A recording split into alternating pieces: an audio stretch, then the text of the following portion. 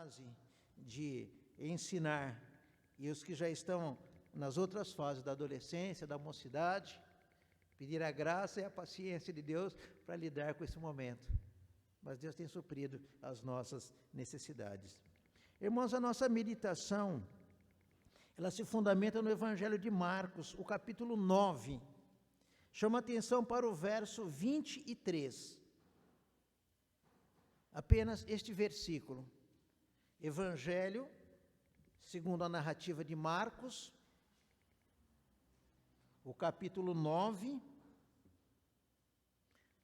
apenas o verso 23. Vamos ler juntos este verso? Ao que lhe respondeu Jesus: se podes, tudo é possível ao que crê. Tudo é possível ao que crê. Que Deus possa nos abençoar mediante a meditação desta noite. Irmãos, nós vivemos numa época que mais nada nos surpreende. Mais nada nos causa surpresas. Antigamente parece que o futuro era uma coisa inusitada.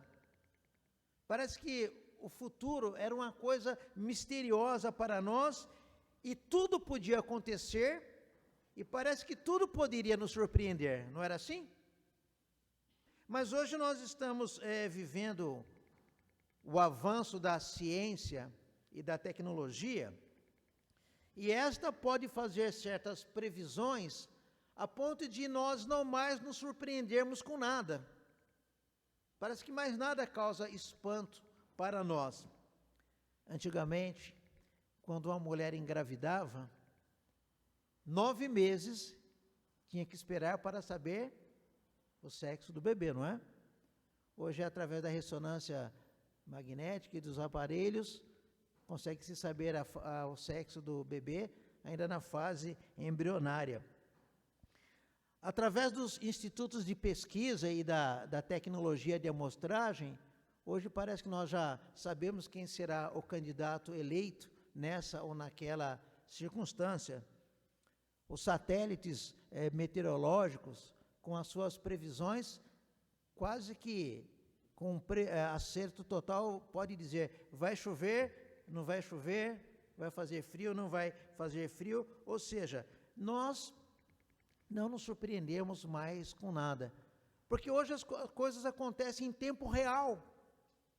Quando Abraham Lincoln foi assassinado, quem morava na Europa demorou 12 dias para receber a notícia que tinham matado o presidente norte-americano. E hoje, com a internet em tempo real, a gente sabe de tudo ao vivo e a cores no que acontece no mundo, não é assim? Então, mais nada causa para nós espanto, para nós mais nada causa surpresa, e nós vamos nos acostumando com os acertos, com as probabilidades, com as previsões. Parece que tudo está no ritmo da normalidade, mas nada nos surpreende. Mas eu quero, nesta noite, dizer para você que há um Deus no céu que ainda continua surpreendendo as pessoas. É esse Deus dos impossíveis, é esse Deus da imprevisibilidade.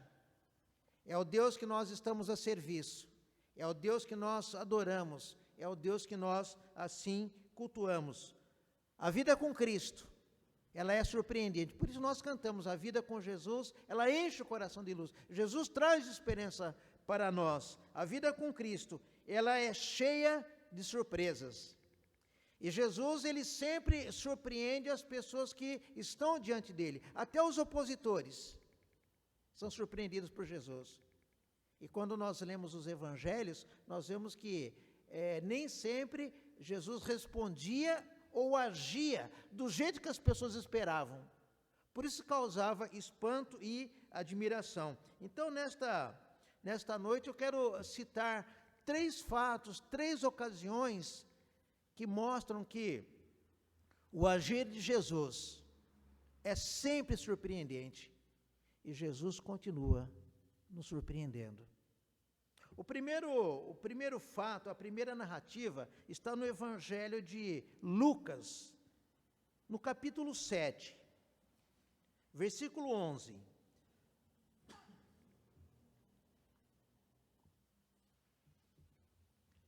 Lucas capítulo 7, de 11 a 13. Em dia subsequente, dirigia-se Jesus a uma cidade chamada Naim, e iam com ele os seus discípulos e numerosa multidão. Como se aproximasse da porta da cidade, eis que saía o enterro do filho único de uma viúva. E grande multidão da cidade ia com ela. Vendo-a, o Senhor se compadeceu dela e lhe disse: não chores. Jesus, ele é surpreendente, porque ele traz esperança onde não há esperança. Jesus, ele está entrando na cidade de Naim, e à medida que ele está entrando, então está saindo um funeral. E segundo a narrativa do texto, era o filho de uma viúva. Essa mulher já havia chorado a morte do seu marido. E agora ela está chorando a morte do seu filho. Ela está completamente desolada, ela está completamente desesperada, porque o filho é a única esperança dessa mulher. O filho simbolizava o amparo que ela teria na velhice, porque ela já é viúva. No contexto que a gente mora hoje, no século 21, a gente percebe algumas dificuldades que viúvas enfrentam.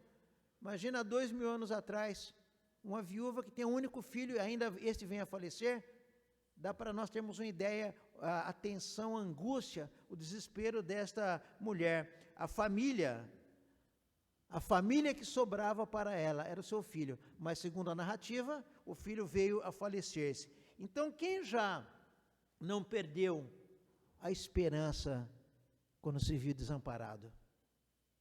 Quantas vezes nós nos angustiamos porque nós não vimos mais solução para aquilo que era a nossa única solução ou opção? Mas o agir de Jesus, ele sempre nos surpreende. Ao invés de Jesus se unir ao funeral, porque era um costume da época, quando um funeral estava passando, as pessoas que estavam na calçada, na rua, as pessoas se uniam ao funeral e acompanhavam o esquife até o cemitério, que geralmente ele era fora da cidade. Então, desde a antiguidade, os cemitérios eram fora da cidade. No contexto que nós vivemos, a cidade cresceu e tomou o cemitério.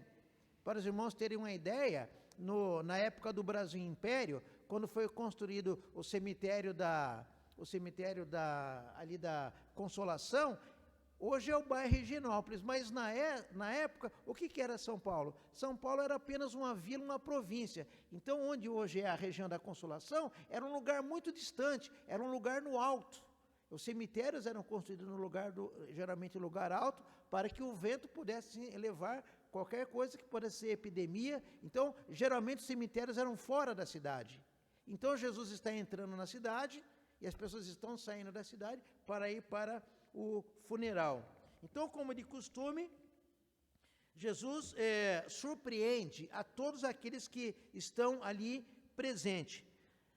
Jesus entendia a dor daquela mulher. E o texto diz que Jesus se compadeceu dela.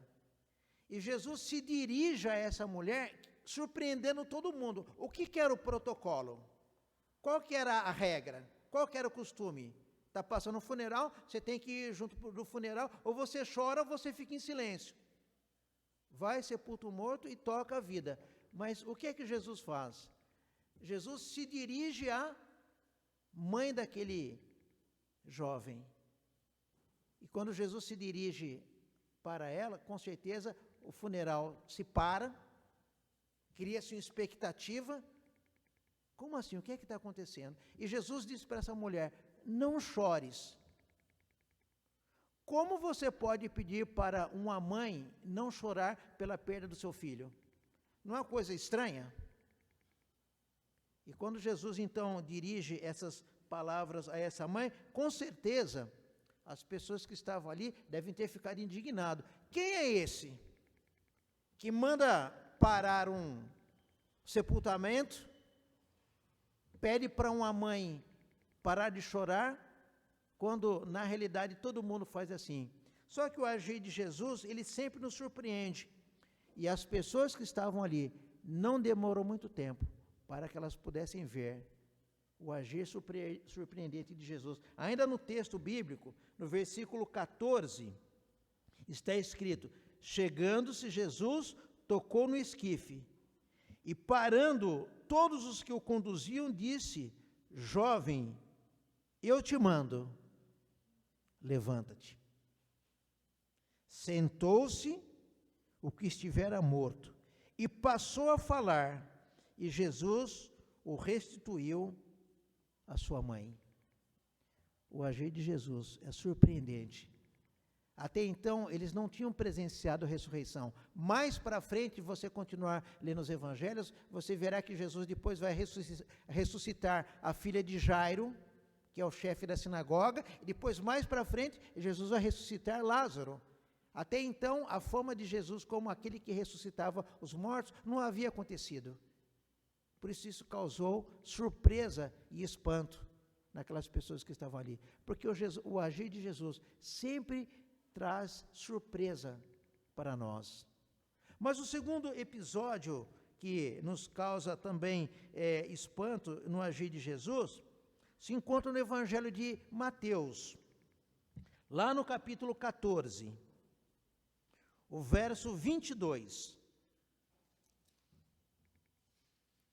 Evangelho de Mateus, capítulo 14, verso 22 a 27.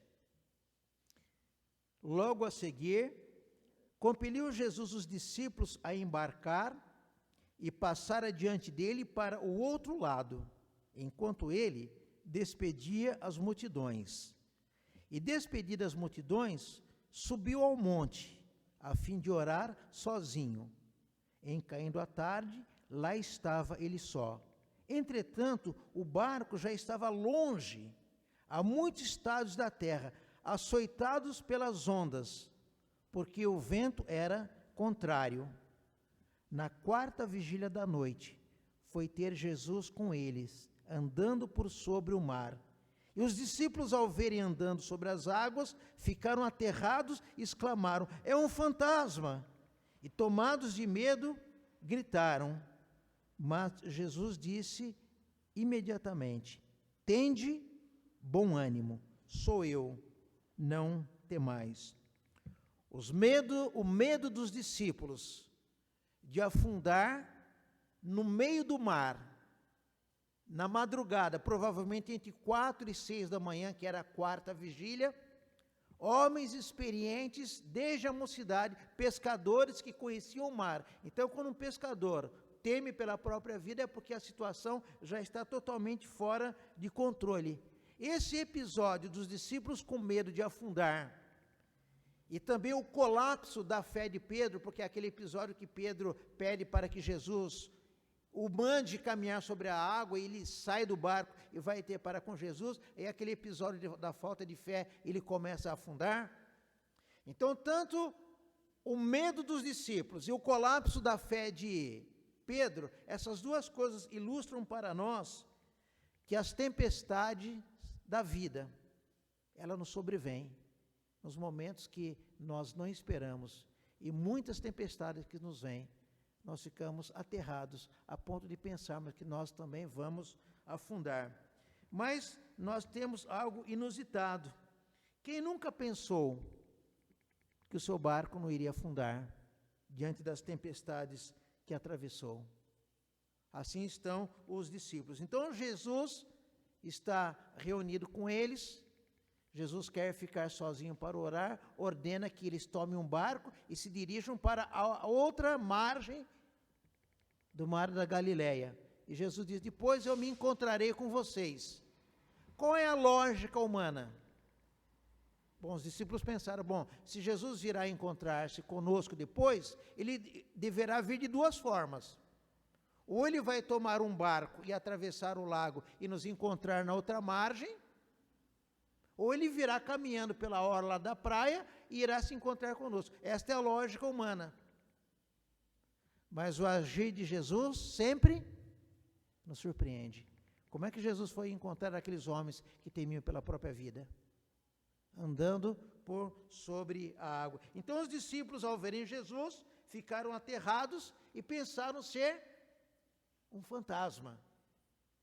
Quando Jesus não está presente conosco,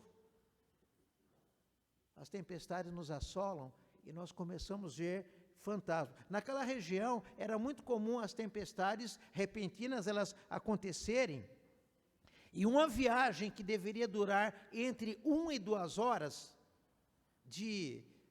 da margem da Galileia até Betsaida, entre 1 e 2 horas era uma viagem comum, mas nas tempestades essas viagens duravam de 6 a 8 horas. Então você imagina remando vento contrário, no meio da madrugada, porque uma coisa é você enfrentar uma tempestade durante o dia, você consegue ver, né, a praia, você consegue ver terra, você tem uma perspectiva, se afundar eu vou tentar chegar nadando até, mas à noite, na madrugada, no meio de uma tempestade, eles estão ali sendo açoitados de lá para cá, mas o agir de Jesus sempre nos surpreende. O texto, no verso 25, ele diz para nós: na 4ª vigília da noite, foi Jesus ter com eles, andando por sobre o mar, e os discípulos, ao verem, ficaram aterrados e exclamaram: é um fantasma, e tomados de medo começaram a gritar. Mas Jesus disse imediatamente: tenham bom ânimo, não temais, sou eu.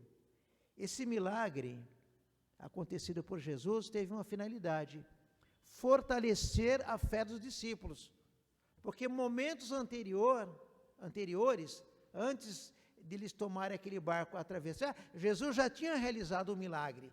Eles foram testemunhas oculares, eles presenciaram um grande milagre que Jesus havia realizado, e de imediato eles tomam o barco e agora eles estão com medo. Eles perderam a perspectiva de quem estava com eles e de quem ordenou que eles fizessem o que eles viessem a fazer. Eles deveriam aprender que quando a fé está depositada em Jesus, não há o que temer.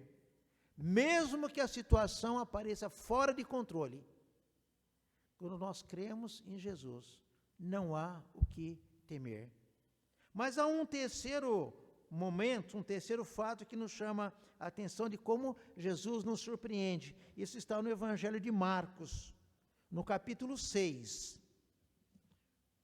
o verso 31.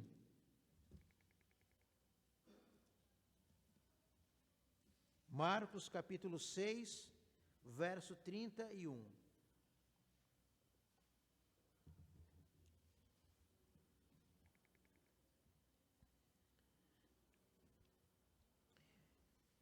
E lhes disse Jesus: vinde repousar um pouco à parte num lugar deserto, porque eles não tinham tempo nem para comer, visto serem numerosos os que iam e vinham.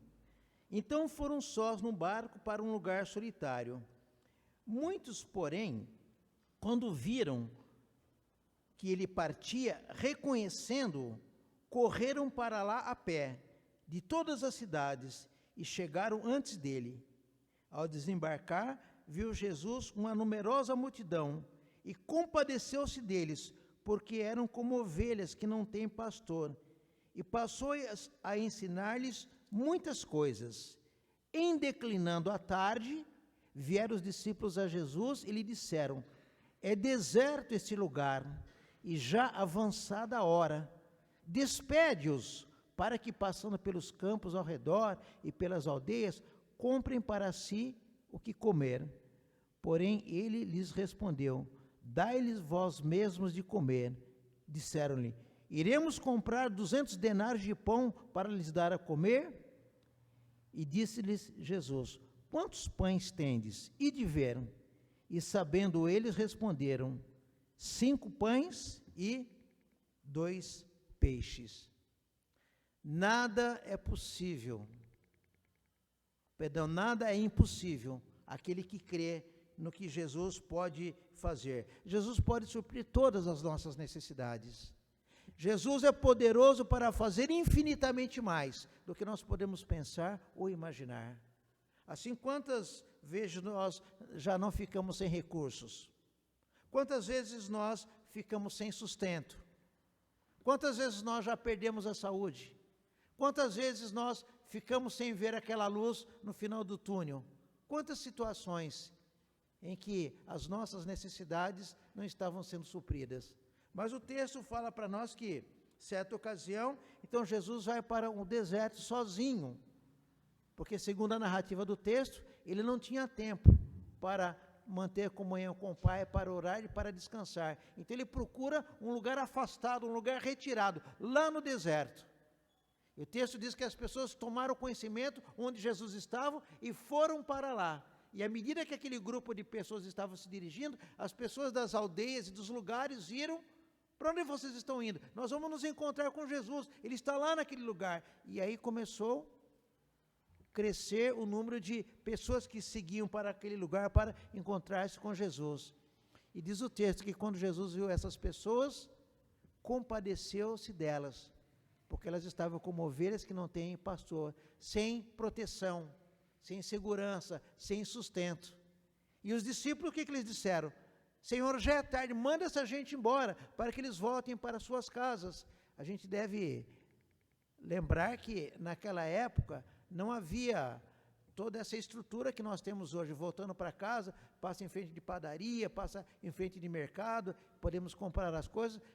Há 2000 anos, e a Palestina do primeiro século, da era cristã, e de hoje pouco mudou as aldeias antigas. Então as pessoas, com certeza, não teriam o que comprar, não tinham um lugar para comprar e nem onde comer.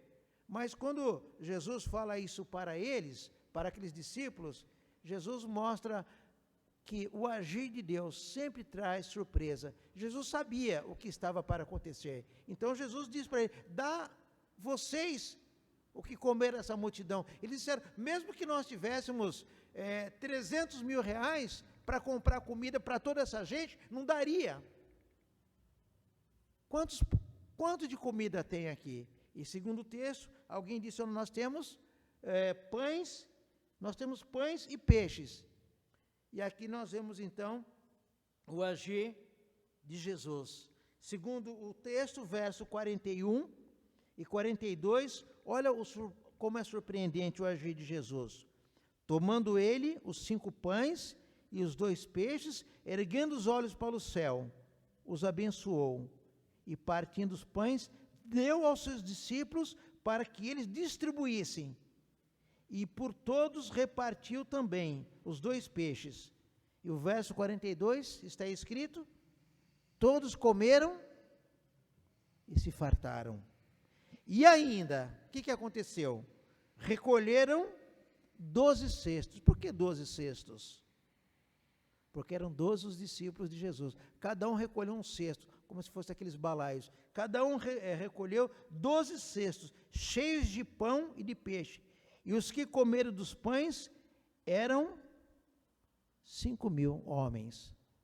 Mas será que havia só registro de homens? Os escritos antigos, os registros de censo, eram apenas homens que contavam no censo.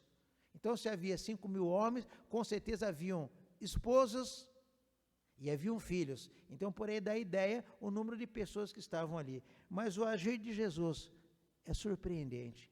Jesus sempre causa surpresa, porque para Deus não há impossível em todas as suas promessas. Assim, Jesus supre a necessidade daqueles que estavam ali. Então, multiplicar comida não é uma coisa impossível. Para Jesus, não é. Foi um milagre que não poderia ser explicado de forma humana. Então, a multiplicação do alimento mostrou que o poder de Jesus é um poder ilimitado. Assim, não era um homem comum, mas era o próprio Filho de Deus que estava ali para suprir a necessidade daquelas pessoas. Irmãos, o Deus que nós cremos, o Deus que nós servimos, Ele é o Senhor da igreja. Ele é Jesus. Jesus continua nos surpreendendo. Nós podemos não saber o que vai acontecer, podemos não saber o que Jesus irá fazer, mas se nós crermos, como ele afirmou, conforme a narrativa do Evangelho de Marcos, tudo é possível ao que crê. Isso porque aquele homem, com seu filho terrivelmente enfermo por causa de demônios que atormentavam aquele menino, e aquele pai fala para Jesus: eu pedi aos teus discípulos que fizessem alguma coisa, mas eles nada puderam fazer. O Senhor pode fazer alguma coisa? Imagina essa fala desse pai para Jesus, a ingenuidade da fé desse homem, perguntando para Jesus: o Senhor pode fazer alguma coisa? Porque os seus discípulos não puderam. O que é que Jesus responde? Se eu posso, tudo é possível ao que crê. Assim, irmãos, nós estamos diante de situações, problemas, tensões, aflições, tomadas de decisões, situações que todo dia, todo tempo estão diante de nós, e às vezes nós perdemos a esperança, nós perdemos a paz, nós perdemos a direção, e parece que nós ficamos sem forças, a nossa capacidade de lutar parece que já exauriu, e nós ficamos desesperados. Mas nós não podemos nos esquecer que o agir de Jesus sempre nos surpreende. Assim, nós devemos confiar, porque Ele pode fazer infinitamente mais do que nós podemos pensar ou imaginar. Onde há o Espírito de Deus, há surpresa. De surpresa em surpresa, Jesus nos conduz, até chegar aquele dia que nós vamos ter uma surpresa final. Até lá, dia após dia, se nós estamos sem esperança, se nós estamos atemorizados pelas tempestades que assolaram a nossa vida, se nós estamos carentes de alguma necessidade, não se esqueça, Jesus pode nos surpreender. Então, o que nós temos que fazer? Nós temos que ter fé. Como Jesus disse, tudo é possível ao que crê. Que Deus possa abençoá-lo. Que mesmo diante das incertezas desse mundo, nós temos a certeza, a convicção que Jesus está conosco. A sua destra, o seu braço forte é o nosso amparo, é o nosso escudo. Sigamos adiante. Deixe que as tempestades venham. Deixe que a falta de esperança se apodere de nós. Deixe que os temores nos aflijam. Mas Jesus está conosco. Nele nós encontramos e temos tudo que nós precisamos. A Ele toda a glória, hoje e sempre. Amém.